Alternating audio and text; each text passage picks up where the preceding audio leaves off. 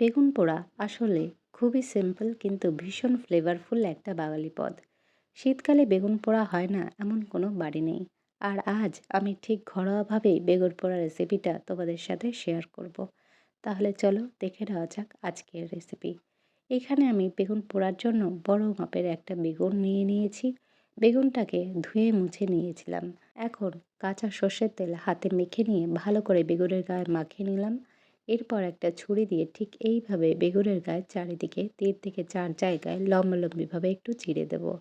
আর এই চেরা অংশে 5 থেকে 6 কোয়া রসুন আর 2টো কাঁচা লঙ্কা এইভাবে গেঁথে দেব।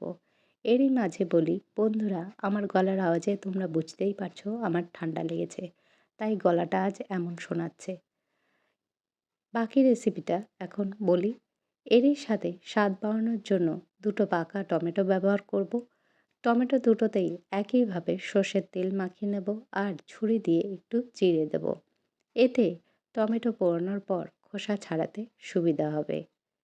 বেগুন আর টমেটোগুলোকে একবারে রেডি করে নিলাম।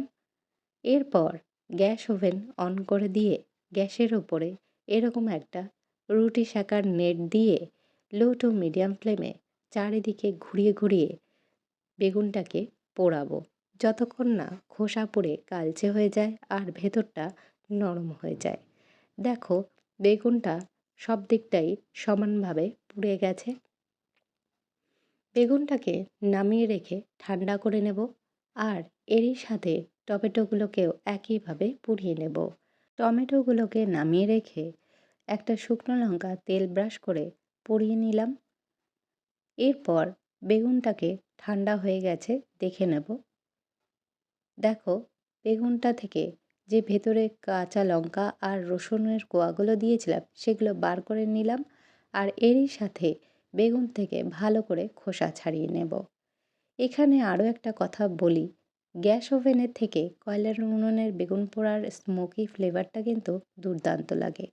তাই এখনও যারা কাঠকয়লার উনুনে বেগুন পোড়া খেয়ে থাকো তারা নিশ্চয়ই জানবে কতটা খেতে ভালো হয়।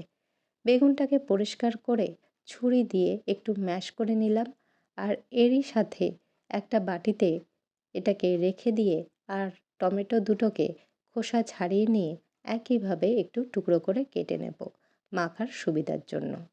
এই বেগুন পোড়া একদম অরিজিনাল স্বাদের জন্য কোনো মশলাই লাগে না। কয়েকটা উপকরণে এত সুন্দর বেগুন পোড়া তৈরি করে নেওয়া যায়। আমার কাছে বেগুন পোড়া গরম ভাত আর ডালের সাথে কিন্তু অমৃত লাগে খেতে। টমেটোগুলোকে কেটে নিয়ে এরপর রসুন লঙ্কাগুলোকে পরিমাণ মতো নুন দিয়ে আলাদা করে মেখে নেব। এরপর যেই বাটিতে বেগুন টমেটো রেখেছিলাম সেই বাটিতে মেখে নেওয়া রসুন আর লঙ্কাটাকে ভালো করে মিশিয়ে নেব আর এরই সাথে একটা মিডিয়াম সাইজের পেঁয়াজ কুচি আর কিছুটা পরিমাণ ধনেপাতা কুচি যোগ করব। লঙ্কার পরিমাণটা কিন্তু তোমরা নিজেদের অনুযায়ী দেবে। পেঁয়াজ যদি কাঁচা ভালো না লাগে তোমরা পেঁয়াজটাকে হালকা ভেজেও নিতে পারো। সব উপকরণ এখন একসাথে মেখে নিয়ে তৈরি করে নেব বেগুন পোড়া। আর সব শেষে ছড়িয়ে দেব 2 টেবিল চামচ কাঁচা সর্ষের তেল। এখানে কাঁচা সর্ষের তেলই কিন্তু আসল হিরো, কম দিলে স্বাদ ঠিক আসবে না। আর আমার কর্তামশাইয়ের আবার রুটির সাথে আমার হাতের এই বেগুন পোড়া বেশি ভালো লাগে, তাই আজ রাতে আমি এটা সার্ভ করব গরম গরম রুটির সাথে।